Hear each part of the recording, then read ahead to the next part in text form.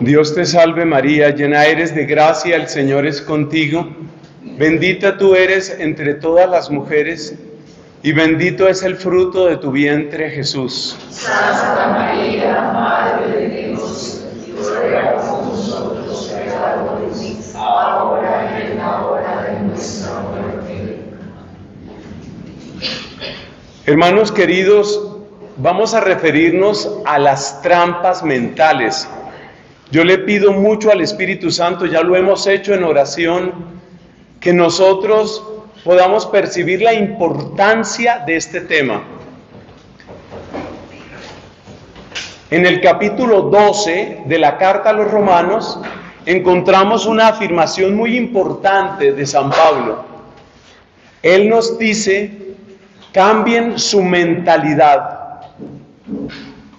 Transfórmense por la renovación de su mente para que puedan hacer lo que Dios quiere. Eso está en la carta a los Romanos, capítulo 12, versículos 1 y 2. Transfórmense por la renovación de su mente para que puedan hacer lo que Dios quiere. Ese versículo es muy importante y algunas personas, como nuestra querida Lina, lo resumen de esta manera: cambien su manera de pensar para que cambie su manera de vivir. O sea que lo que vamos a comentar tiene que ver con la renovación de nuestra mente. La renovación de nuestra mente, porque la primera esclavitud en la que nosotros podemos caer es la esclavitud de nuestra mente. Y de lo que vamos a hablar ahora, precisamente es de esas trampas o cadenas mentales que muchas veces nos frenan. Nos frenan porque nos encierran en el miedo, o en la derrota, o en la tristeza, o en el vicio. Cuando una persona tiene su mente libre, si su cuerpo está encadenado, todavía puede hacer muchas cosas, incluso luchar por su libertad. Pero cuando una persona tiene la mente encadenada, su esperanza es muy, muy baja.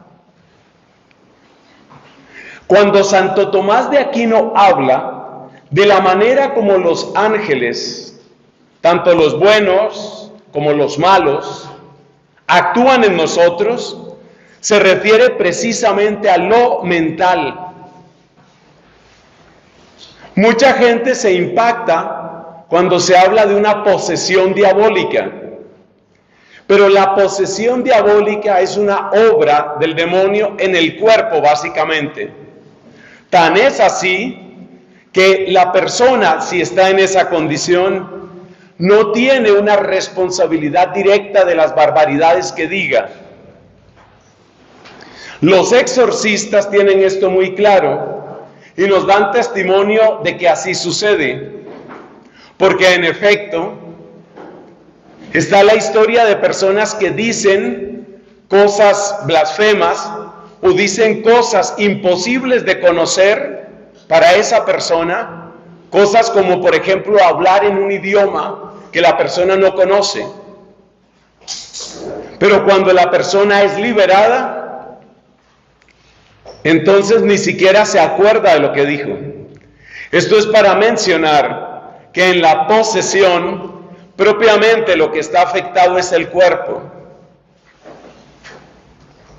Pero la acción más peligrosa del enemigo no es esa, porque ahí ni siquiera hay responsabilidad.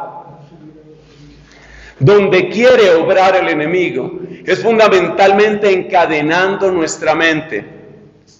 Lo hace a través de la imaginación, a través de la memoria y a través de la fantasía. Las cadenas más duras son las cadenas mentales y son las que tienen que ver con nuestra imaginación, con nuestra memoria, con nuestra fantasía. Eso también significa que la liberación más importante es la liberación de nuestra mente. Y esa liberación de nuestra mente es la que Cristo ha traído a nosotros.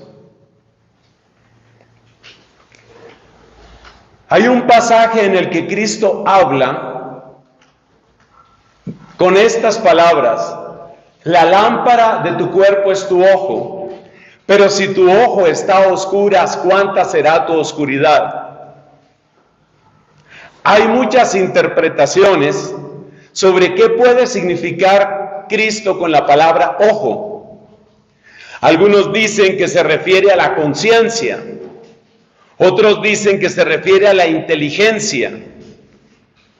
Lo que está claro en todas las interpretaciones que yo he conocido es que cuando Cristo habla de ese ojo que puede oscurecerse, siempre es algo que tiene que ver con nuestra mente. Pensemos, por ejemplo, en el caso que la persona que no tiene una claridad mental sobre lo que es bueno y lo que es malo. Esa persona será un esclavo muy útil del diablo, porque esa persona que no tiene esa claridad, es posible que incluso aplauda las obras de las tinieblas. No tiene claridad. Además, hay otro elemento, todo esto dentro de la introducción de nuestro tema. Hay otro elemento muy bello y muy importante. Cuando escuchamos la conversión de una persona, el testimonio de una persona, y eso nos incluye a muchos aquí, usted se da cuenta que la persona en algún momento menciona su conciencia, su mente. Me di cuenta de lo que yo estaba haciendo. Yo pensaba, por ejemplo, un testimonio de una persona en un retiro. Yo pensaba que lo de tomarse unos tragos no era tan grave. Me di cuenta que estaba arruinando mi casa. Yo pensaba que ver pornografía no era grave.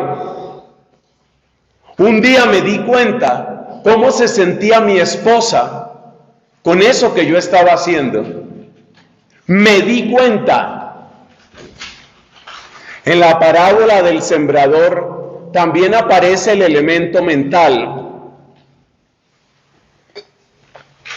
Cristo nos dice que la palabra no se puede quedar al nivel del oído. Cristo dice, el que oye pero no entiende, es decir, que no lleva adentro la palabra, que no la lleva al corazón, que no la comprende con su mente. De hecho, el verbo que utiliza es entender. La persona que no entiende, que no lleva la palabra a su mente, la pierde. En la parábola del hijo pródigo tenemos algo parecido. En la parábola del hijo pródigo, este muchacho que había estado tan alejado, de repente entró en sí mismo, dice literalmente el texto. Es decir, tuvo esa claridad. Muchas traducciones dicen, recapacitó. La liberación empieza por la mente. Muchas veces no nos damos cuenta del daño que le estamos haciendo a otras personas.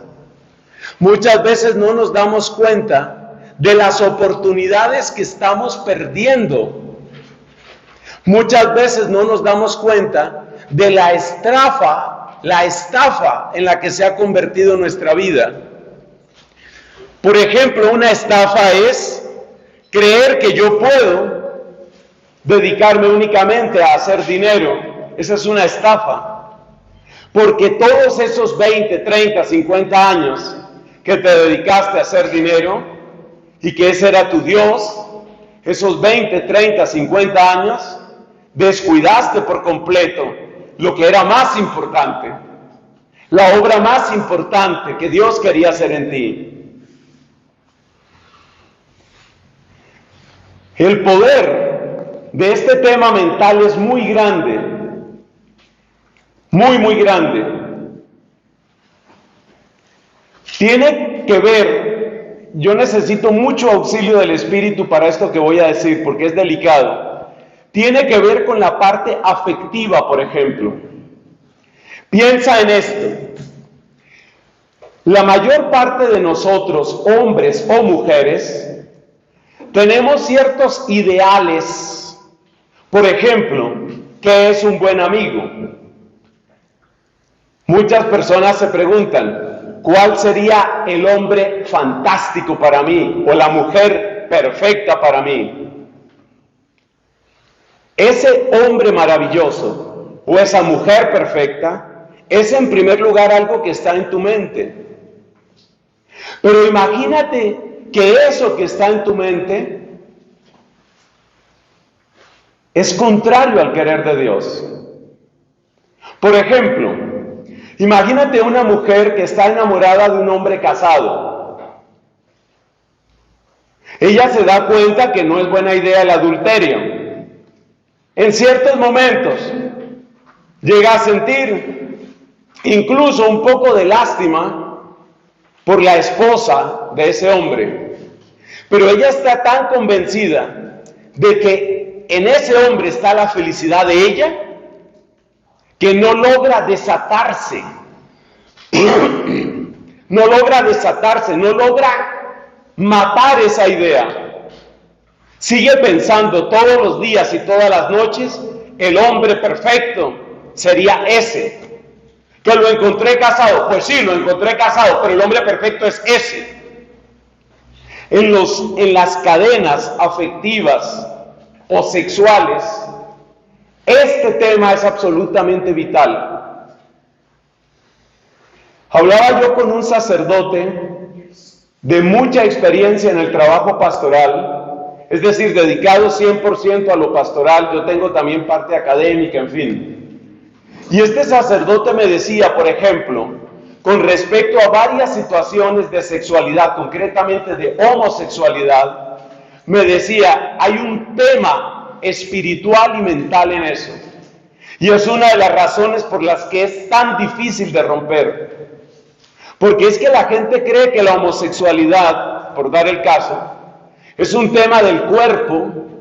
Bueno, otros, incluso más torpes, creen que es solamente un problema de genitales. No.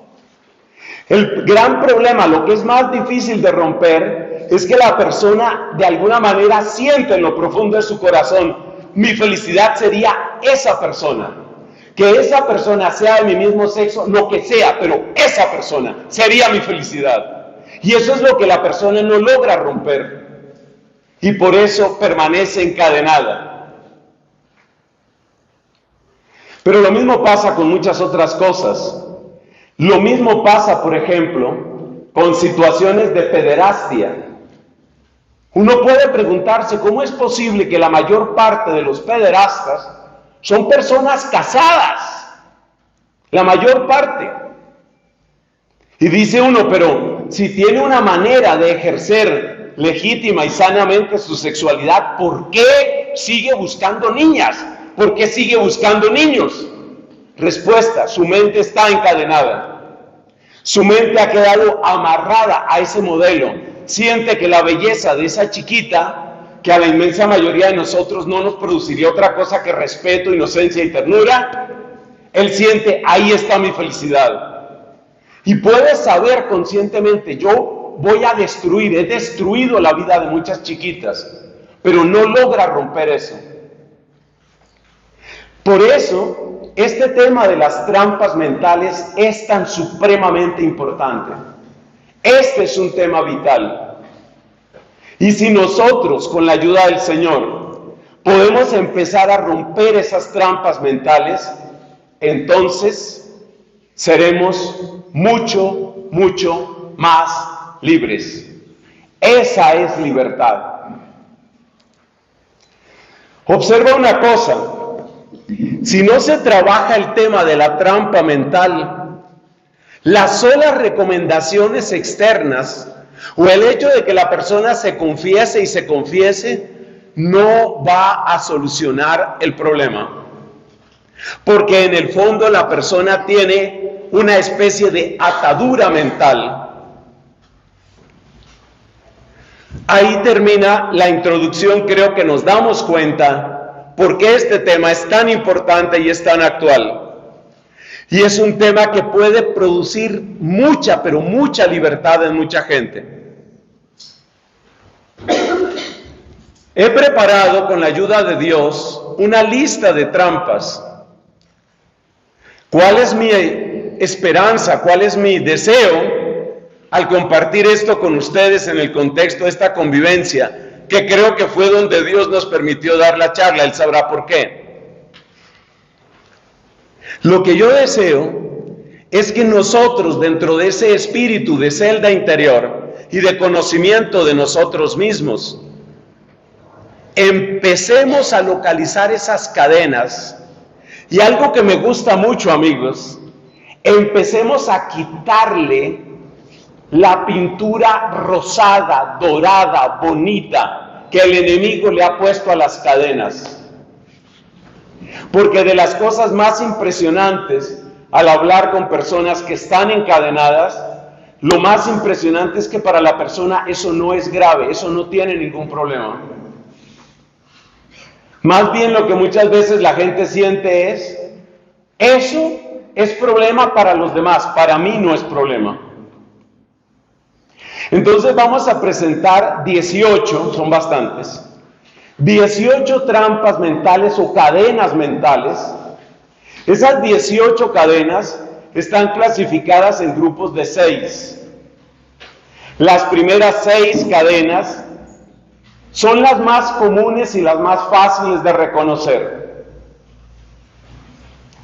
Va por niveles. Después de eso, vamos con otras 6, que son las intermedias, que son mucho menos obvias, que están muy difundidas y muy normalizadas. Por último, nos referiremos a otras 6 cadenas mucho más ocultas.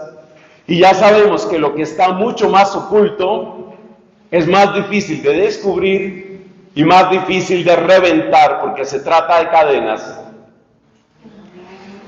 Una última cosa que quiero decir es que estas cadenas nos afectan a todos. He tenido la ocasión, porque Dios ha sido bueno conmigo, de servir laicos, hombres, mujeres, niños, niñas, adolescentes, religiosos, religiosas, monjas de clausura, vírgenes consagradas. El único grupo de la iglesia al que yo nunca le había predicado era a monjes hombres. Y es exactamente la experiencia que acabo de tener. Por supuesto, sacerdotes de comunidad, sacerdotes diocesanos, seminaristas. Mi experiencia es que las cadenas, sobre todo las más sutiles, están por todas partes. Y eso incluye sacerdotes. También los sacerdotes nos decimos mentiras. Hace muchos años, aquí me voy a acordar de mi amiga Diva, hace muchos años, yo no sé si Diva se acuerde de esto, cuando estábamos revisando literatura básica sobre la consagración de las vírgenes, literatura de hace muchos siglos, veíamos un texto que se atribuye a Clemente Romano.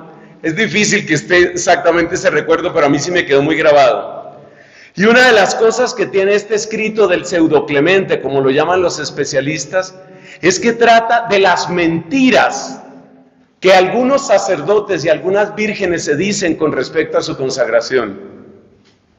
O sea, esto nos afecta a todos, básicamente porque, como decía el padre Albeiro en su predicación, se nos facilita a todos decirnos muchas mentiras.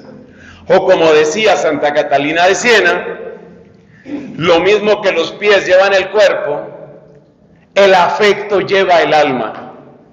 Y una vez que el afecto está encadenado a un modo de vida, a una relación, a un tipo de satisfacción, uno pone la cabeza en función del afecto que tiene. Y por eso uno se justifica tanto. Vamos con las trampas fáciles. Acuérdese que son 3 niveles: las fáciles, las intermedias y las ocultas. Vamos con las trampas fáciles, algunas de las cuales ya han sido mencionadas en este encuentro.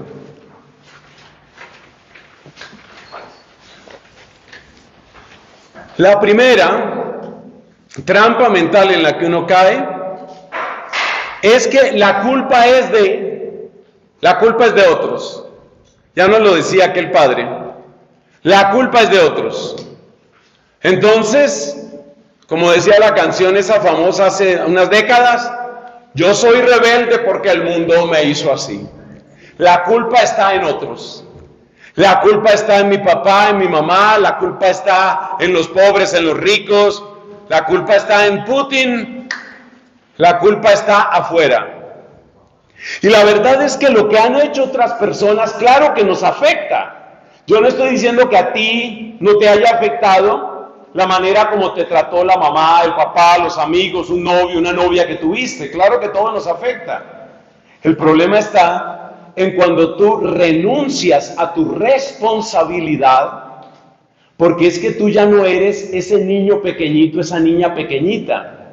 Entonces, si tú tienes 20, 25, 30, 40, 60 y sigues diciendo la culpa es de, en el fondo estás renunciando a tu propia responsabilidad.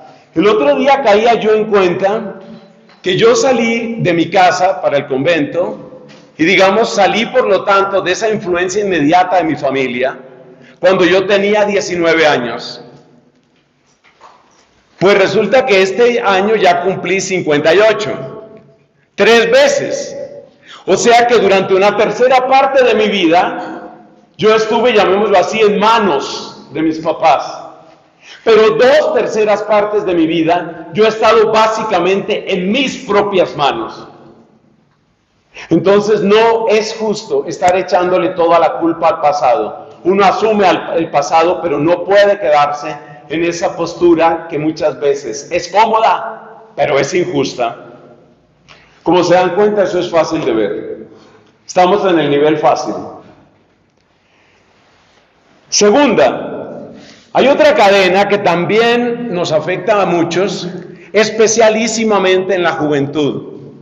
Había que tomar una opción con respecto a esta predicación, y como había ese plan secreto con los más jóvenes, pues yo estoy contento que ellos estén allá, pero yo quisiera que este mensaje lo escucharan también muchos adolescentes y jóvenes. Surgió el tema, mientras estábamos en el almuerzo, surgió el tema un poco de las situaciones de salud que algunos tenemos, incluyéndome, por supuesto. En la misma mesa estaba la querida Luciana. Y Luciana se quedaba asombrada de todas las cosas que, por ejemplo, yo ya no debo comer. Y entonces ella decía, pero yo sí como de todo. Y todos los que estamos ahí nos alegramos que ella tenga esa buena salud propia de la edad que tiene. Y el que tenga esa buena salud que la cuide.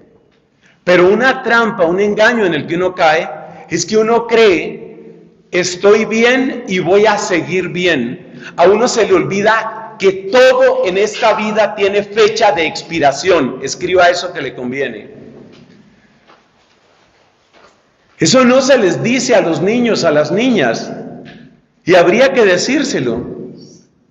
Mamita hermosa, tú tienes un cutis bellísimo, pero tu cutis tiene fecha de expiración.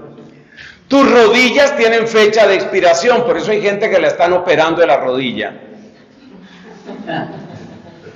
Tus ojos tienen fecha de expiración.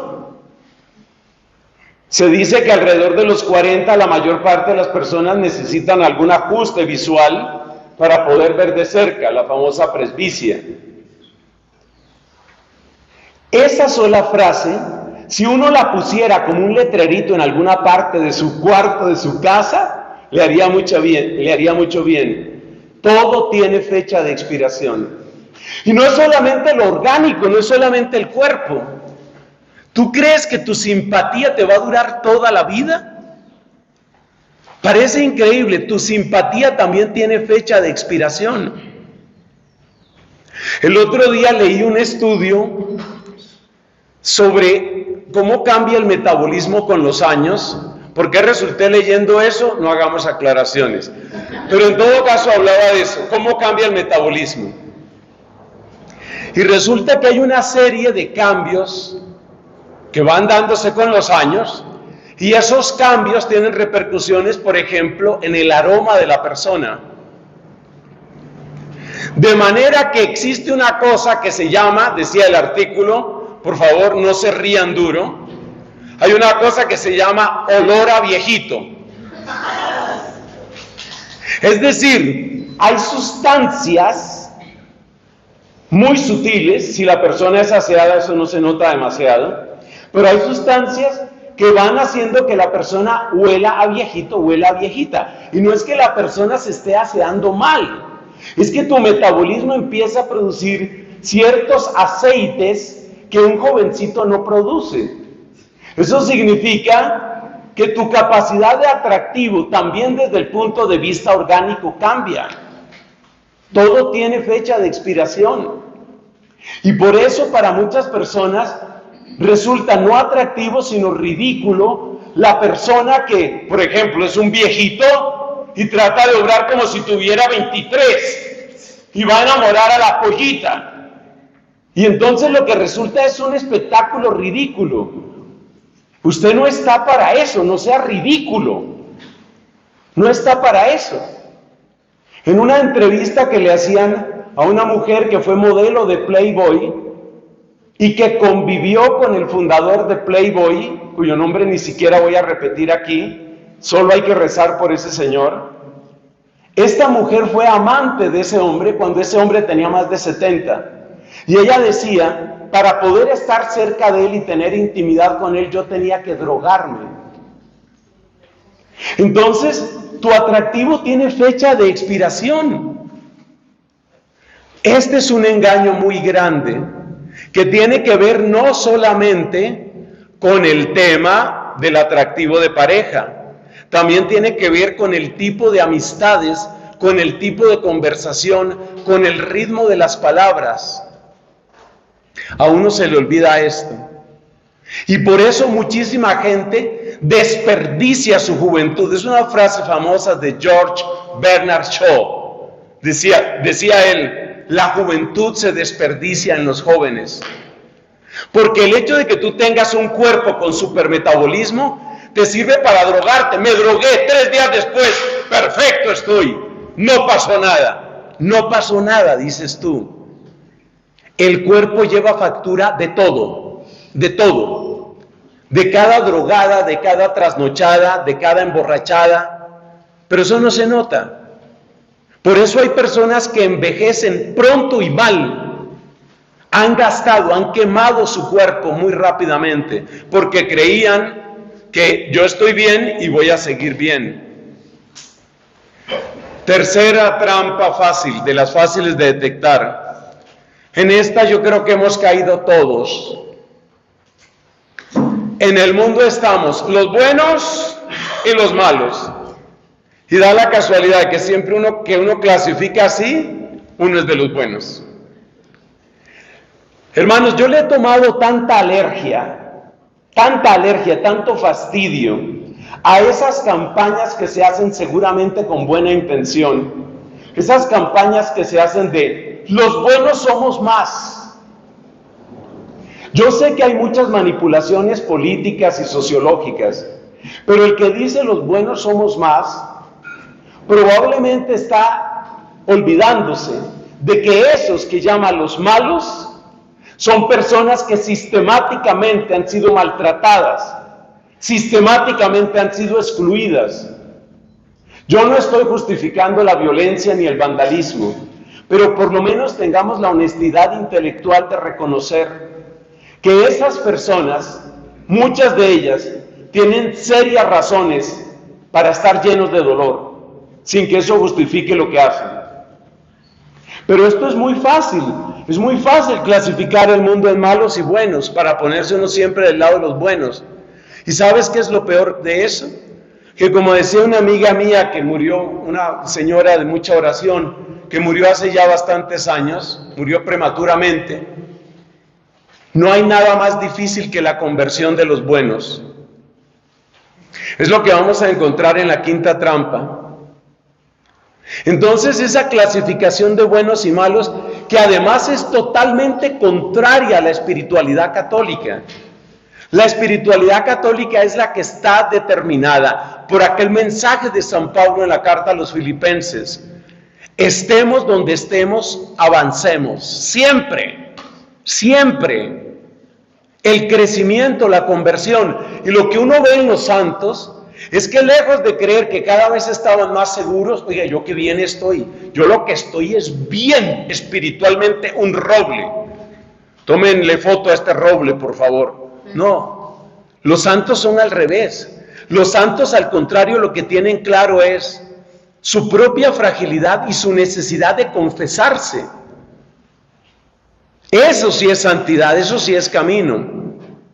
Entonces, mucho cuidado con eso. ¿Dónde está mi proceso de conversión? Mira, declararte bueno es la manera de decirle al Espíritu Santo, no te necesito. Esa frase que es terrible, escríbanla por favor. Yo cuando le digo escriba es porque es bueno que escriba. Declararse bueno es la manera de decirle al Espíritu Santo, no te necesito. Es error no cometerlo más y es una trampa muy frecuente. Cuarto error. El cuarto error es propio de la arrogancia. Y no se nos olvide que cada uno de nosotros, en la medida en que tiene algunas o muchas cualidades, y de lo que yo conozco, por ejemplo, de los aquí presentes, María Santísima, ustedes tienen muchísimas cualidades, pero todos. Pues el tema está en que la arrogancia siempre se para sobre las cualidades que uno tiene. ¿Y cuál es el cuarto error? ¿Cuál es la cuarta cadena? La cuarta cadena se llama esto yo lo manejo. Es creer que uno puede solucionarlo. De esta cadena nos habla un salmo haciendo alusión a aquellas personas que tienen una gran labia, como se dice, mucho manejo de la palabra. Comenta ese salmo, nuestros labios nos defienden, ¿quién será nuestro amo? Nuestros labios nos defienden, como quien dice, cualquier problema lo arreglaremos. Las autoridades judías del tiempo de Cristo obraron también del mismo modo. Según nos cuenta el Evangelio según San Mateo, cuando desapareció el cuerpo de Cristo, había que dar alguna explicación. Las autoridades judías les dijeron a los soldados romanos, ofreciéndoles una gruesa suma de dinero, testifiquen ustedes que cuando estaban durmiendo se robaron el cuerpo. Y si esto llega a oídos del gobernador, nos lo ganaremos. Esa es la arrogancia. Yo esto lo manejo. Pregúntele a un psicólogo que sepa de estos temas, ¿por qué la gente no sale de adicciones? Por esta puerta frase, yo esto lo manejo. Amiga, te veo cada vez consumiendo más marihuana. No, pues uno que otro, un poco por entonarme, un poco por sentirme mejor, pero eso está controlado, yo eso lo manejo. Tercera vez borracho esta semana, no te preocupes, yo soy un bebedor social, la otra semana verás que estoy bien, yo esto lo manejo. Las profundas infidelidades surgen de ahí, yo esto lo manejo. Hombre, que tenga una conversación simpática con un poquito de picante, con la secretaria, con la amiga, con la vecina. Yo tengo mi esposa, yo tengo mi hogar, yo respeto mi hogar. Yo eso lo manejo, si no es un poquito tener un poquito de respiro. Yo esto lo manejo, es hermano de otra frase que por ahí la pueden poner. Yo tengo derecho. No, yo trabajo mucho. Yo me he encontrado con el caso, particularmente de hombres, que justifican sus infidelidades en términos de que yo estoy cumpliendo. Yo estoy cumpliendo, para ellos significa estoy dando la plata. ¿Quién te ha dicho a ti que casarse es dar una plata? Como si tu esposa fuera la Diana. Sí, pero yo estoy cumpliendo. Ella no necesita únicamente tu plata. Necesita tu atención, tu cariño, tus detalles, tu fidelidad. necesita que le des ánimo, necesita que le des alegría. En una encuesta que hicieron hace poco, muchas mujeres comentaban que una de las cualidades que más admiran en los hombres, dicho en lenguaje así popular, es que me haga reír.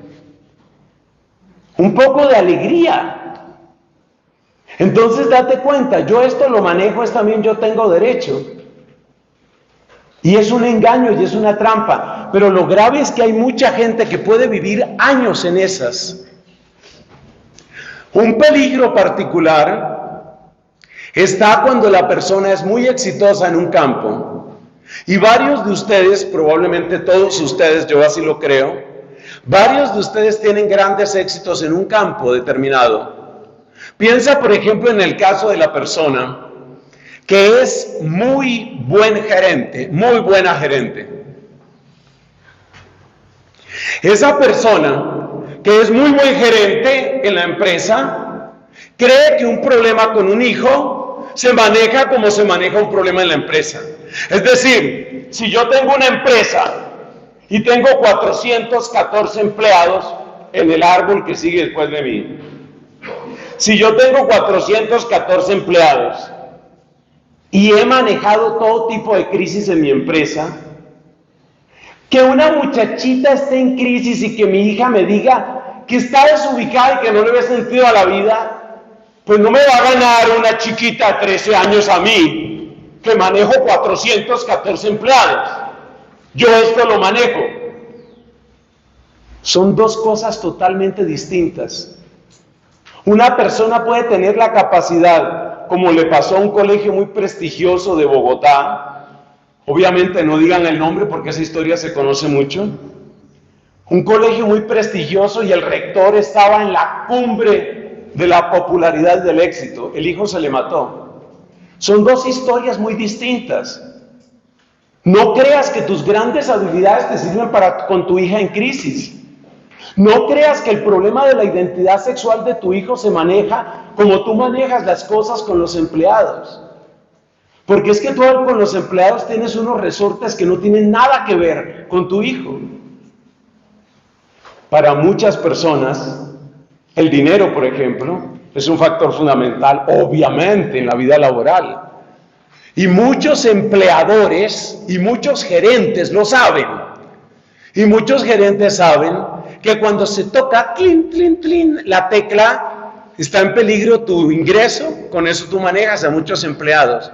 Eso no te sirve de nada con tu hijo, con tu hija. Con tu hijo, con tu hija solo funciona otra palabra mucho más compleja que no alcanzamos a desarrollar hoy y que se llama autoridad. Y ganar autoridad frente a un hijo, frente a una hija, yo te cuento lo que es.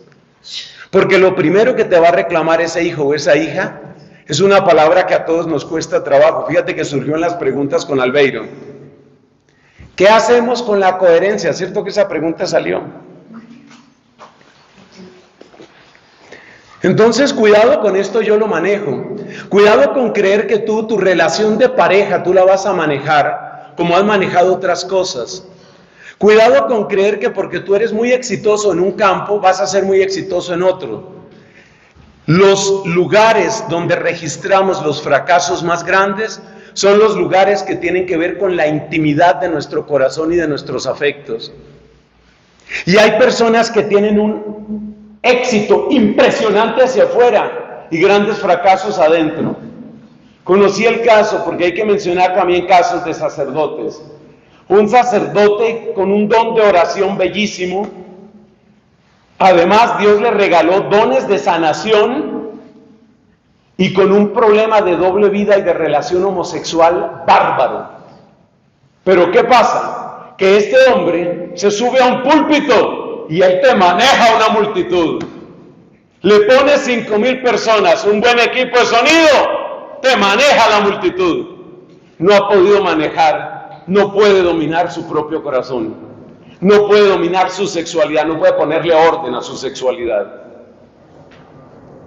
Por eso, esta es una gran trampa. Esto yo lo manejo, no digas eso. Humíllate porque cada desafío es diferente.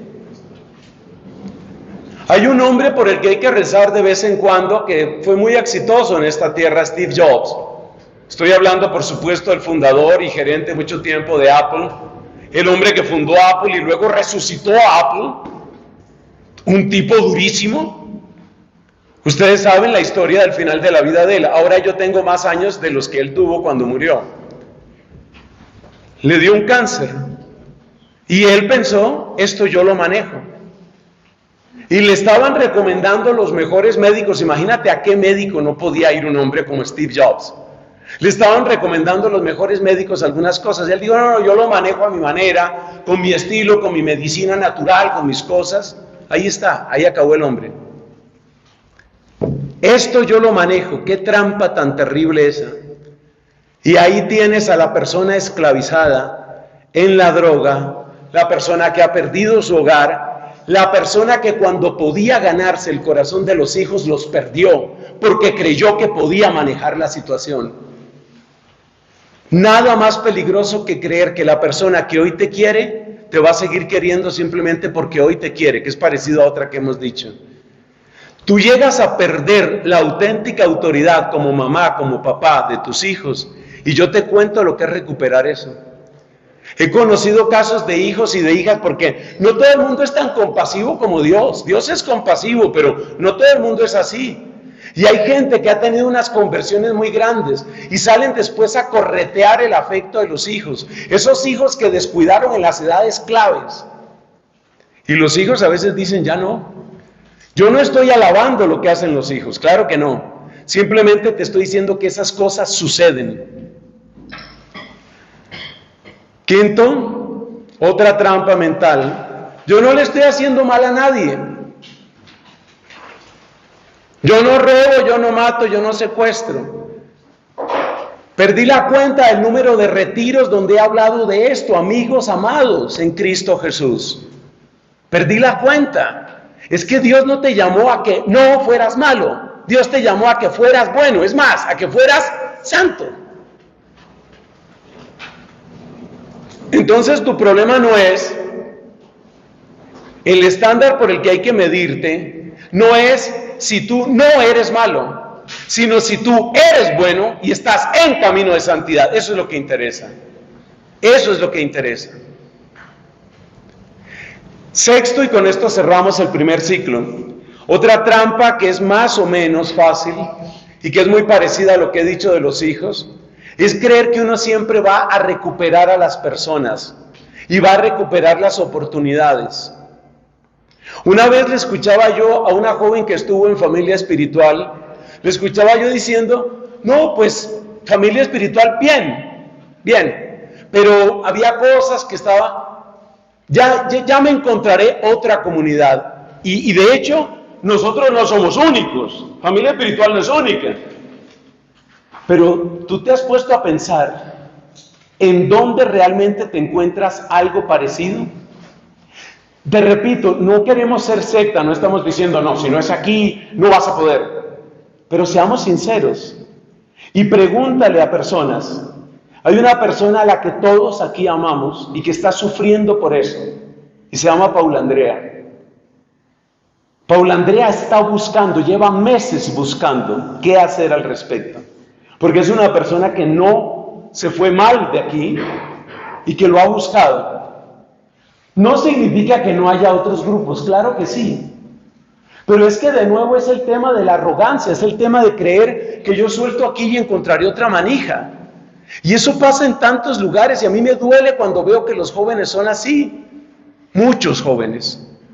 Pues aquí se perdió un amigo, ya conseguiré otro amigo. ¿Conseguiré? ¿Sabías que hay edades en las que hacer un amigo es tan difícil? Y esa edad empieza mucho más pronto de lo que la gente cree. Usualmente con el comienzo de la vida profesional, las esperanzas de tener buenos amigos que duren en la vida son muy bajas. Son verdades crudas. Y la gente suelta eso y cree que no hay problema. Me acuerdo el caso de un señor que se separó de la esposa. Todos estábamos de acuerdo en que ese matrimonio nunca ha debido separarse. Se separó de la esposa y más o menos la idea de él era Mujeres hay muchas. ¿Tú crees que la gente es reemplazable? ¿Tú crees que las oportunidades se dan así nomás? O sea, realmente no valoramos lo que tenemos. La gente no valora a sus sacerdotes. A mí me ha impactado tanto en tantos lugares de misión donde he ido. Mire, ahora por ejemplo que estaba prestando este servicio en Girardota, ir desde Medellín o desde otra de esas poblaciones a Girardota no es un tema del otro mundo. Pero sí tienes que reservar por lo menos 3 horas de transporte entre la ida y la vuelta. Gente que iba allá para escuchar una homilía, porque era lo único que yo tenía en público. Por supuesto, ustedes saben que yo soy un pecador y yo también lo tengo claro. Pero a mí me impactaba que esa gente con solo saber, ¿va a ir ese padre? Vamos allá. Entre semanas sacaban ese tiempo. Entonces ese está el punto, que uno no valora lo que tiene. Que uno cree, no, me salgo de aquí, entro allá, ya está. Dejé esta novia, consigo otra. Peleé con el papá, pues me consigo un amigo. Papá solo hay uno, mamá solo hay una. Con las dificultades que tienen, no son seres perfectos. Esas trampas nos hacen mucho daño. Esas oportunidades las dejamos perder. Pasemos a las trampas intermedias. Estas son un poco menos obvias, pero creo que son igualmente frecuentes. En nuestro camino de vida espiritual, una trampa intermedia, la primera es, hay que tener equilibrio, hay que no ser fanático. No ser fanático. Toda persona que haya entrado a un grupo de oración y haya empezado a tomar la fe en serio habrá escuchado ese reproche alguna vez. Usted se volvió fanático. Muchas veces ustedes me han oído grandes elogios sobre mi papá y mi mamá. Mi mamá, mujer de rosario diario, santa misa prácticamente todos los días, etc. Cuando ella ve que yo empiezo a rasgar guitarra y a cantar solo alabanzas en mi cuarto, me preocupa cómo estás tomando esa religión, Nelson. Esa era mi mamá hablándome a mí. Cuando luego el Nelson Medina le dice a la piadosa Maruja de Ferrer, le dice, yo creo que yo voy a dejar la universidad y la voy a dejar por Cristo, pues vamos al psicólogo. O sea que este servidor pasó por manos de un psicólogo, el cual me hizo un extenso examen. Su conclusión: necesita engordar un poco. Yo seguí ese consejo muchos años.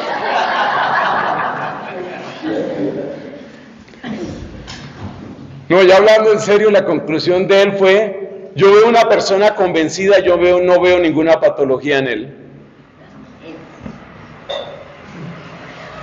Entonces, hermanos, el tema del fanatismo es algo que azota desde fuera y desde dentro.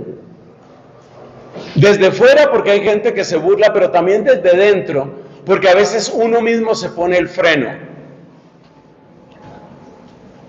¿Cuál es el criterio para saber uno que no está cayendo? Porque sí se puede caer en excesos y fanatismo sí existe. ¿Cuál es el criterio? El criterio fundamental empieza por los deberes de Estado. Yo me acuerdo de esas conversaciones entre mis papás, que Dios ya los tenga en la gloria, porque ya ustedes saben, se me fueron ambos. Yo me acuerdo de esas conversaciones. Mi mamá, que la amo con todo mi corazón, mi mamá con sus preocupaciones. Mi papá trataba de mantenerse un poco más objetivo, le dolía mucho, pero él trataba de mantenerse un poco más objetivo y él utilizaba el criterio clásico de la iglesia. Examinemos los deberes de Estado. Entonces, si tú te entusiasmas tanto por Cristo, que no puedes darle el tiempo, la atención a tu esposo, a tus hijos, piensa qué es lo que estás haciendo. Probablemente estás cayendo en un extremo. Si tú no puedes tener otro tema de conversación ni una relación con otras personas, si no es religión, Cristo, oración, probablemente estás cayendo en un exceso. Porque no tienes capacidad de escucha, empecemos por ahí. Esta es una trampa, la trampa del fanatismo. Porque detrás de la trampa del fanatismo está la trampa de normalizar. De normalizarse, quiero ser una persona normal. Y detrás del normalizarse está una expresión que creo que fue la única que no nos gustó a varios de la conferencia que escuchamos ayer. Eso de que tiene uno que aprender a convivir con sus demonios. Es una expresión horrible, empecemos por ahí. Y fue de lo que menos me gustó. Muchas cosas me gustaron, eso no me gustó nada. En su interpretación aceptable, lo que significa esa frase es que yo tengo que asumir que hay debilidades y que hay cosas que me cuestan mucho trabajo y en las que tendré que luchar muchas veces y que de alguna manera estarán siempre conmigo. Por ejemplo, si tengo una tendencia temperamental a ser iracundo, seguro que voy a tener esa tendencia hasta mi muerte. Pero llamar a eso convivir con los demonios es un lenguaje horrible. Lo que te quiero decir es que esas son trampas que uno se dice y uno empieza a justificarse y uno empieza a decir yo tengo derecho a esto. Cuando uno está hablando de sus derechos es porque no ha entendido cómo es el amor de Dios capaz de cuidarnos en todas las áreas de nuestra vida. Segunda cadena intermedia. Yo no soy ningún santo. Pues permíteme que te pregunte, ¿y por qué no? Esa es una pregunta que es válida. ¿Y por qué no? Es que en el fondo de todos estos engaños, amados hermanos, en el fondo de todos estos engaños lo que hay es que hay que tenerle como un poquito a Dios y un poquito al diablo, un poquito a Dios y un poquito al pecado. Pero ¿qué nos dice la Escritura? Efesios capítulo 1, nos eligió para que fuéramos santos e irreprochables ante Él por el amor. ¿Quiere decir eso que quien les está hablando es santo e irreprochable ante Dios por el amor? No, yo no lo soy. Probablemente tú tampoco. Pero lo que sí queremos decir es que ese es nuestro camino. El cristiano no es uno que cree que ha llegado, pero sí es uno que sigue caminando. Y la manera de dejar de caminar es decir, así estoy bien. La profunda inconformidad es una señal de llamado a la santidad. Esa frase también te sirve. La profunda inconformidad.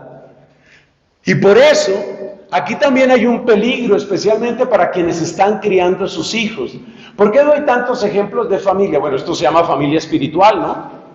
Y muchos de ustedes tienen hijos y muchos de ustedes quieren tener hijos y eso está muy bien. Entonces es muy importante eso. Aquí decimos, yo no soy ningún santo. ¿Para qué te dio Dios hijos? La única respuesta auténticamente católica es para que yo le dé a Él santos. Esa es la única respuesta. O si tus hijos no son santos, ¿dónde van a pasar su eternidad? Esa pregunta hay que hacérsela.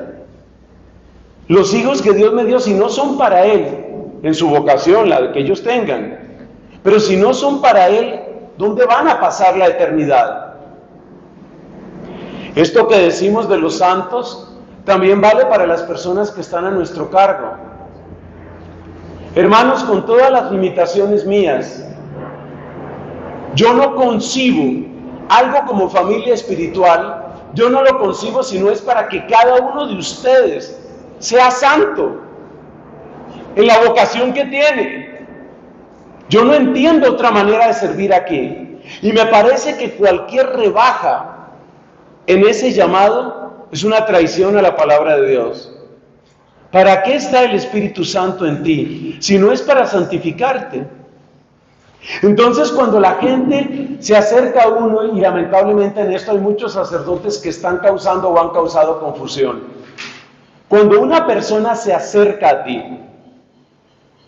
a mí digo como sacerdote, y quieren que uno les admita un pecado, lo que me están pidiendo es: Padre, por favor, traicione a Cristo, al Espíritu Santo y a la palabra de Dios. ¿Podría, por favor?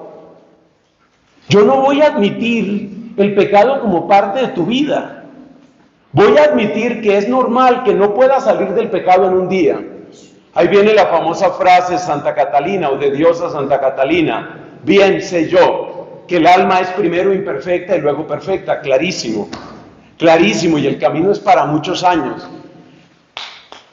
Pero a moverse, a moverse. Esto es para moverse. Para eso estamos. Otra trampa. Esto se va volviendo cada vez más sutil. Mira esta. Yo se la he oído a buenos católicos. Y aquí entra mucho el tema político. Cuidado con esto. Mira esta frase. Yo con lo que no puedo es con la gente que, como quien dice, yo soy buena persona con todo el mundo. Con todo el mundo. Pero yo con los que no puedo son con... O sea que, ¿qué? O sea que, ¿qué? ¿Qué significa esa frase? ¿Que Dios se equivocó al crearlos? ¿Que la sangre de Cristo no sirve para nada en esas personas? ¿Qué es lo que estás diciendo exactamente cuando tú dices: yo con lo que no puedo es con los guerrilleros o con los paramilitares? Yo con lo que no puedo es con Uribe, yo con lo que no puedo es con Petro. ¿Qué estás diciendo con esto? Óyete lo que estás diciendo. El cristiano puede con todo. El cristiano puede con todo, en el nombre de Cristo. Yo no debo pensar, yo no puedo pensar, yo no quiero pensar de nadie, sino como una persona que ha sido amada por Cristo. Pero es que con esa ideología de género y con todo eso, y como pervierten a los niños, yo no puedo con eso. ¿Y qué quieres decir entonces? ¿Que Cristo no puede hacer nada por esas personas? Cada uno de esos seres humanos es amado por Cristo hasta la locura. Cada una de esas personas.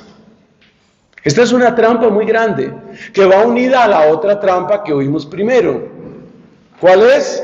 Los buenos y los malos. Nosotros los buenos, nosotros los heterosexuales buenos, y allá están todos los de género, que son unos degenerados. Un momentico, no, por ahí no es el evangelio, ese no es el evangelio. Y en eso cae mucha gente. Yo con lo que no puedo. Cuarta creo que es. Cuarta, otra frase muy sutil. A mí como me traten, trato. Si usted quiere verme bien, mire, yo soy leal con usted. Puede contar conmigo a todas horas. Seré su incondicional. Lo apoyaré. Pero tráteme mal y ahí me verá, hermano. Ahí me verá. Ese no es el evangelio. Ese no es el camino, y esa es una gran trampa. Los que han escuchado otras predicaciones de este servidor saben de qué estoy hablando. Lógica de la transacción. No, nosotros no estamos regidos por la lógica de la transacción.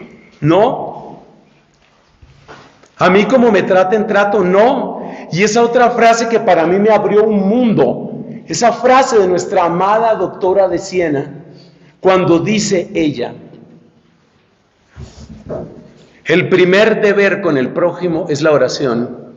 Lo mínimo que yo le debo a Álvaro Uribe Vélez es una oración. Lo mínimo que yo le debo a Gustavo Petro es una oración. Y al que sea, a George Soros, es una oración. Y el club de Bilderberg, ¿qué le debo a esa gente? Oración. No hay nadie que yo pueda sacar, que yo deba sacar de mi oración. Y el solo hecho de estar intercediendo por las personas te cambia el mensaje, te cambia el lenguaje. Ya uno no habla de la misma manera de nadie, ni dentro de la iglesia ni fuera de la iglesia. Quinta cadena intermedia, que es uno de los pretextos que uno suele tener cuando se ve tentado de retirarse de una comunidad. Hermanos, esta es de las más sutiles, pero la seguí clasificando aquí entre las intermedias. ¡Ay Dios, cómo me duele! Es la gran tentación de la gente que tiene preparación, de la gente que es inteligente.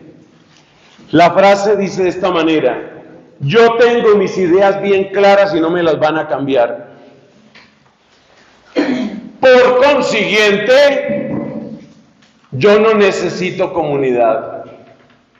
¿Por qué no necesito comunidad? Porque ya tengo las ideas claras. Como quien dice, como no me van a volver ateo, ni me van a volver budista, ni Hare Krishna, ni New Age, ni protestante, o sea, yo ya sé cómo son las cosas. Como si la vida cristiana fuera solamente un instituto, un politécnico, un colegio. La iglesia no es un instituto politécnico. La iglesia es un lugar para crecer.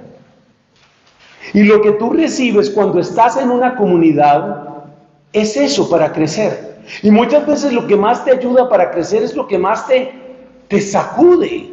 Y a mí por lo menos hay dos cosas que me sacuden en comunidad. Primero, ver unos testimonios de generosidad, de entrega.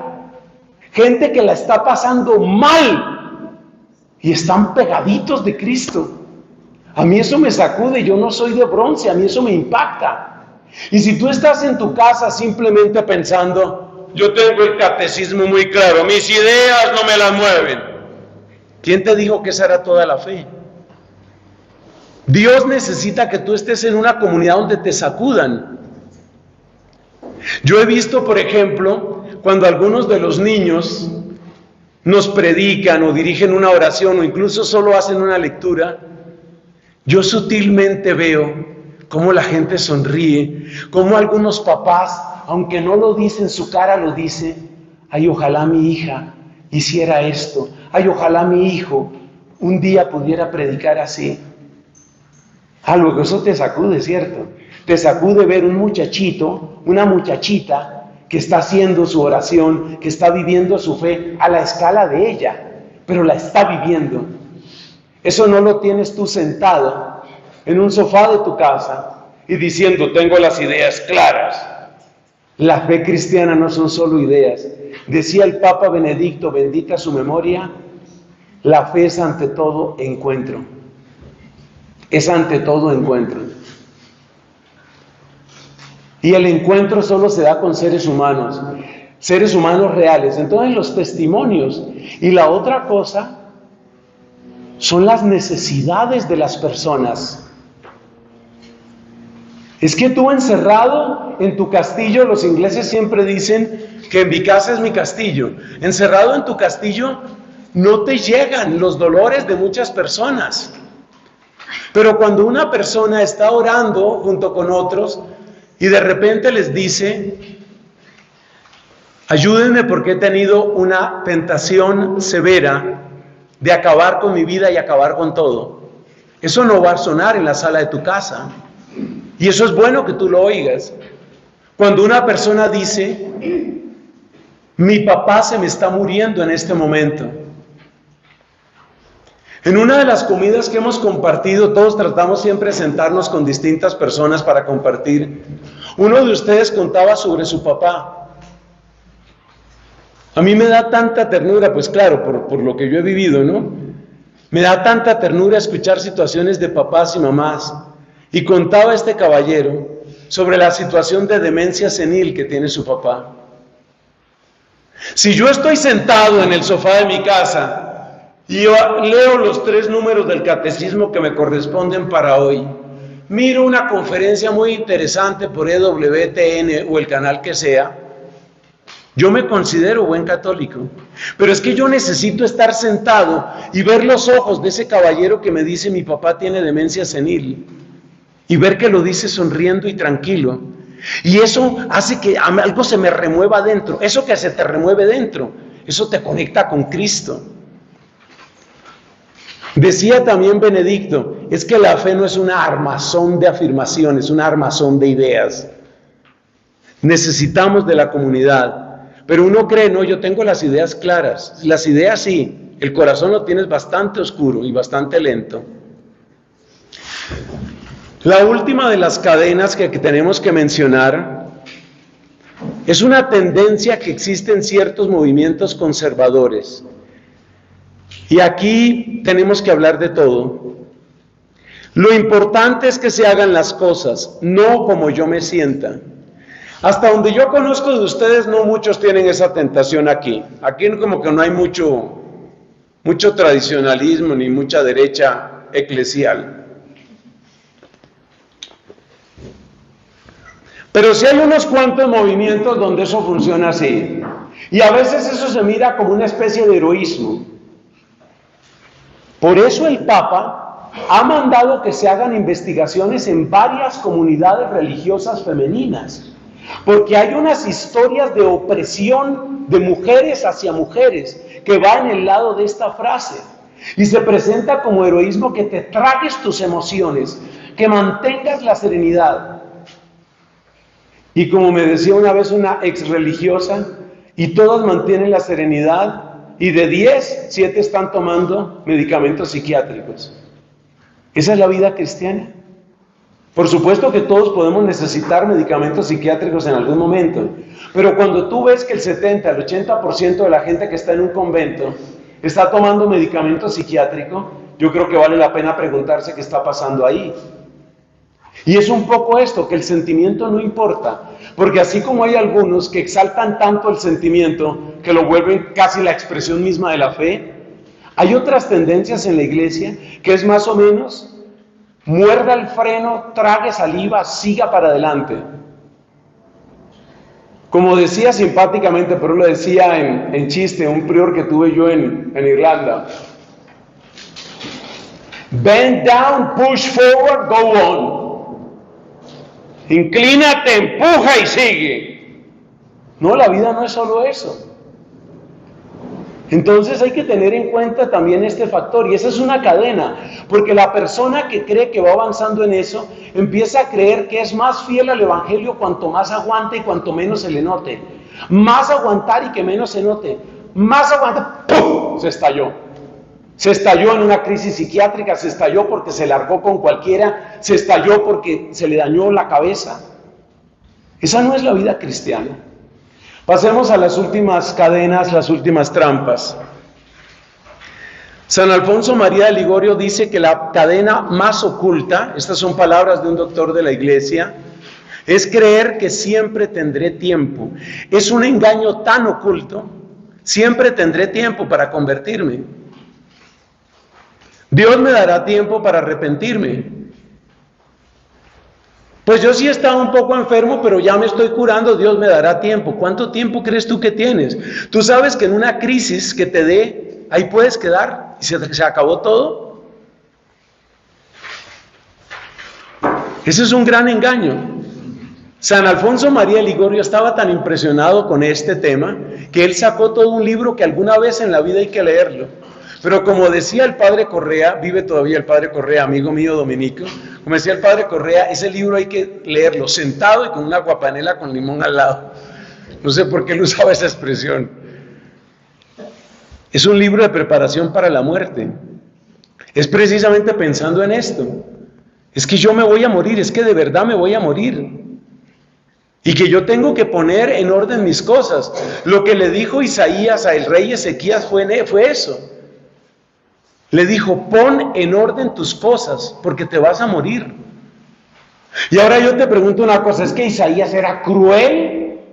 No era cruel, eso es amor, eso es amor. Pon en orden tus cosas porque te vas a morir y tu casa está desordenada, tu corazón está desordenado. Pon en orden tus cosas. Alfonso María de Ligorio dice que esta es de las cadenas más ocultas, porque uno no sabe cuándo va a pasar esto. No sabe cuándo va a suceder. Y uno siempre cree que tiene mucho tiempo, especialmente si uno es más joven. La persona que tiene un poco más de años ya empieza como a verlo distinto. Dios fue tan piadoso con mi papá que antes de que le diera el COVID, que finalmente se lo llevó, algo le puso Dios en el corazón a mi papá que él dijo, yo tengo que hacer una confesión como no he hecho otra. Hizo una confesión de más de 2 horas en el convento de Santo Domingo, con uno de mis hermanos sacerdotes que vive todavía, un hombre mayor. Él sentía, yo tengo que poner en orden mi vida, poner en orden lo tuyo. Oiga, ¿y qué providencia? Después de eso se presenta la situación de COVID. Ustedes saben lo que sucedió cuando él ya estaba con el COVID y ninguno de nosotros lo sabía porque los exámenes salían ambiguos. Yo mismo le administré la unción de los enfermos. Lo que fue una situación muy compleja después para mí, porque yo duré un poco de días con un trauma y una situación muy grave si yo mismo me iba a enfermar y bueno, toda mi situación de salud. Entonces, el engaño oculto más generalizado es este: tendré tiempo, más adelante tengo tiempo, más adelante tengo tiempo. Segundo, voy a mencionar el número 2 y el número 3, acuérdense que son 6 en cada nivel. El número 2 y el número 3 tienen que ver con los hijos. Lo que yo digo aquí de los hijos tiene que ver con todas las personas que de alguna manera te ponen cuidado a ti, que pueden ser tus amigos, que puede ser tu novia, que puede ser tu novio. ¿Tú qué has pensado? ¿Que Dios te acercó a ese amigo para qué? ¿Para que la pasaras bueno solamente? Si tus amigos no te están acercando a Dios, si tú no estás acercando a tus amigos a Dios, ¿hacia dónde te están llevando y hacia dónde los estás llevando? Entonces las cadenas 2 y 3 tienen que ver con los hijos, pero en general con las personas que tenemos cerca. Mire por ejemplo esto, que esta es de las más ocultas y yo conozco gente que está sufriendo esto. Cadena número 2 oculta: tengo que compensar lo que dejé de hacer por mis hijos. Amigos queridos, amigos amados en Jesucristo, muchos papás sienten en su corazón que han fallado. Y va uno a ver que sí han fallado. Como uno también ha fallado en ser amigo. Como muchas personas han fallado en su manera de ser novio, ser novia, ser esposo, ser esposa. Entonces, ¿qué pasa? Que el enemigo malo es tan perverso, pero tan astuto, que aprovecha el remordimiento para producir esta mentira. Una especie de compensación perpetua, una especie de compensación interminable por los errores que cometí en la crianza de mis hijos. Yo ni sé si me estoy pudiendo explicar, yo estoy que le pido al Espíritu Santo, pero trato de darle la vuelta y trato de explicarle. Muchos papás y muchas mamás sienten: yo no he sido un buen papá, yo no he sido una buena mamá. Y la verdad es que yo creo que todo papá y toda mamá pues en algo ha fallado. Porque ha dado mal ejemplo, porque no acompañó, porque no dio bien testimonio, porque no oraba por el hijo, por la hija. Pero ahora mira esto. El puerco demonio se aprovecha de eso para producir el siguiente fenómeno. Entonces tengo que compensar. Y tengo que compensar, en algunos casos se convierte en tratar de vivir la vida de los hijos, como quien dice: cuando ellos eran niños, es cuando yo he debido marcarlos para bien. Como cuando eran niños no los marqué para bien, ahora que están grandes, los voy a marcar para que sean buenos. La metodología que funcionaba cuando eran chiquitos ya no funciona ahora. Ese es solo uno de los casos en donde esta mentira entra. Ese tratar de vivir la vida de los hijos, y eso les pasa a papás y les pasa a mamás, y eso no funciona. Y muchas veces lo que produce es exactamente el efecto contrario, porque la persona que ya es un adulto, que ya tiene su cabeza, que ya tiene sus decisiones, que ya tiene su propia manera de pensar, no se va a dejar. Y vas a producir el efecto contrario. Entonces, ¿qué tengo que hacer? Sabiendo que sí me equivoqué, sabiendo que muchas veces tengo ante mis ojos el resultado de la mala crianza que les di. ¿Qué tengo que hacer? Número 1, orar. Número 1, eso, hay que orar. Número 2, hay que dar mucho testimonio. Y siempre les digo que en tu testimonio no falte, por favor, que no falte el amor a los pobres. De las cosas que más impactan a los hijos es ver que los papás sacan tiempo para servir a los necesitados. Eso les impacta mucho. ¿Y sabe por qué? Porque en el fondo del corazón humano hay una certeza. Solo Dios puede explicar que una persona se agache a ayudar al necesitado. O sea que los testimonios que más les van a servir a tus hijos son tu coherencia de vida y que ayudes a gente necesitada. Eso les va a servir mucho. Yo conocí, imagínate que tengo que devolverme casi 40 años para esta historia. En el grupo de oración, bendito grupo de oración Espíritu Santo se llamaba, que fue clave para mi retorno a la vocación que Dios me dio. Yo conocí el caso de dos hermanos, ambos muy separados de Dios. Estaban viviendo una adolescencia así medio loca, por supuesto con gran sufrimiento de los papás. Pero la mamá tuvo la sabiduría de, en primer lugar, no dedicarse a, como decimos en Colombia, cantaletear, número uno. Y número dos, tuvo la sabiduría de vivir su proceso de conversión a fondo, con gran coherencia. Y número tres, se convirtió en una persona que ayudaba en todo lo que fueran mercados, auxilios, ayudas para los necesitados. Estos muchachos, viendo que la mamá sacaba, por ejemplo, todo un sábado para organizar mercados para los pobres, o sea, ¿qué puede mover a mi mamá? O sea, eso no lo está haciendo únicamente por mí, eso es amor de Dios. Eso tuvo un impacto inmenso en esos muchachos. Cuando yo llegué a ese grupo de oración, los dos estaban en ese grupo. Entonces eso es lo que hay que hacer. Y el nivel de diálogo con un adulto o con un adolescente es distinto al nivel de diálogo con un niño. Entonces cuidado con esta trampa.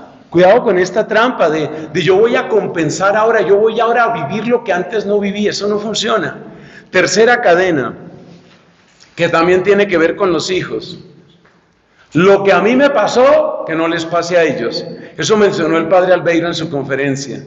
La gente que, por ejemplo, ha pasado por mucha pobreza, pero mucha, y entonces ahora llegaron mis hijos, que ellos tengan todas las comodidades. Pero te digo una cosa, así como la mucha pobreza puede causar resentimiento y barbaridades y muchos complejos, la mucha comodidad arruina el corazón de un muchacho. Entonces a veces, tú que pasaste por gran pobreza, llegas a una situación así como de cierta holgura y comodidad, y entonces tú empiezas desde tu comodidad a instalar a tus hijos en un nivel que finalmente los envenena. Por eso hay una frase que entiendo yo que es de Gilbert Chesterton, que dice: tanto se preocupan los papás por darles a los hijos lo que ellos no tuvieron, que se les olvida darles lo que ellos, los papás, sí tuvieron. Por ejemplo, una educación que les concediera los valores, la tenacidad, etc. Y de nuevo, esa es una manera de compensar. Son los dos grandes engaños de la compensación con los hijos. Dios mío, esto es tan sutil, y es que lo peor del caso es que tú hablas con ese papá que les da todo a los hijos, porque al fin y al cabo yo no quiero que ellos sufran lo que yo sufrí, y ese papá, esa mamá en el fondo cree que está obrando bien. Por eso llamamos a estas las cadenas más ocultas, porque la persona asegura que está obrando bien. Cuarta cadena, vamos llegando al final.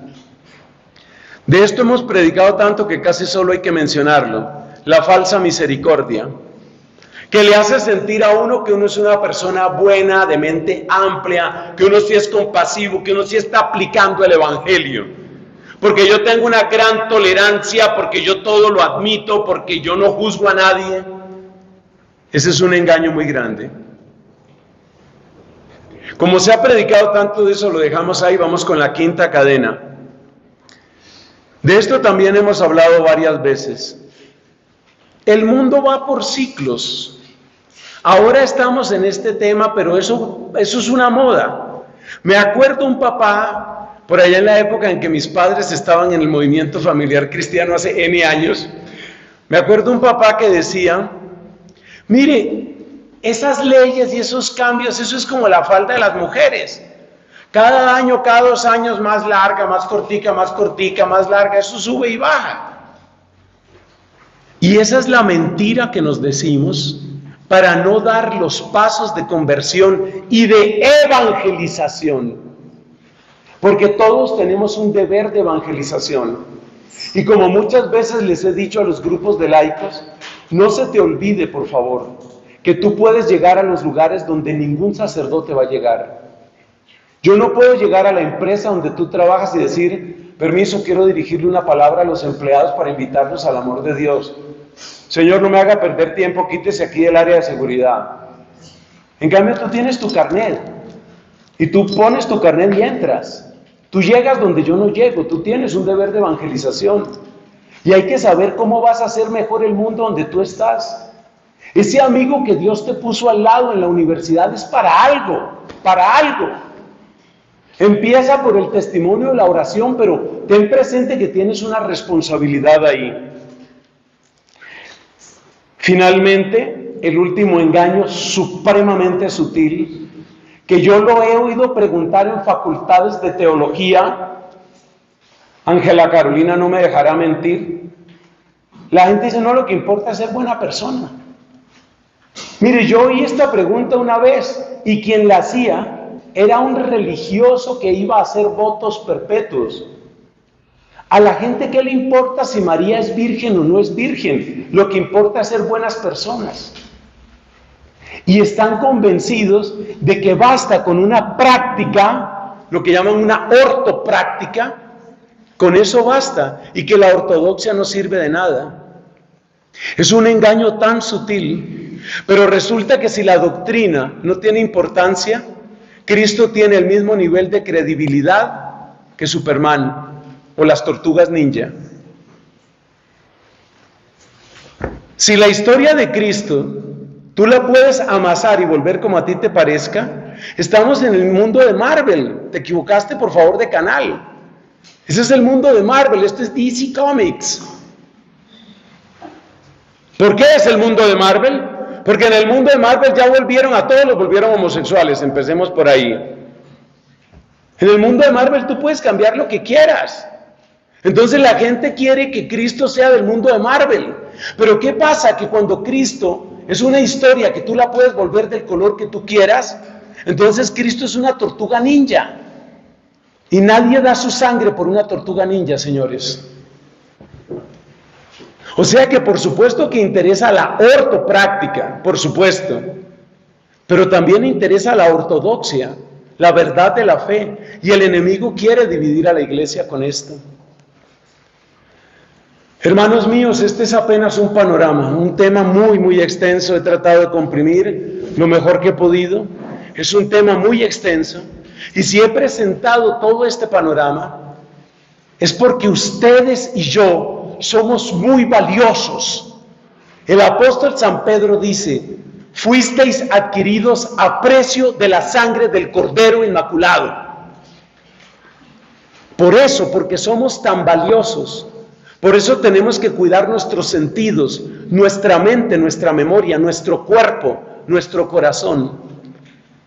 Y el que te diga otra cosa es parte de las trampas que acabamos de revisar. Que Dios por su poder triunfe en nosotros y que nosotros como comunidad sepamos ser testimonio de una humanidad liberada por el poder de la sangre y por la unción del Espíritu. Gloria al Padre y al Hijo y al Espíritu Santo.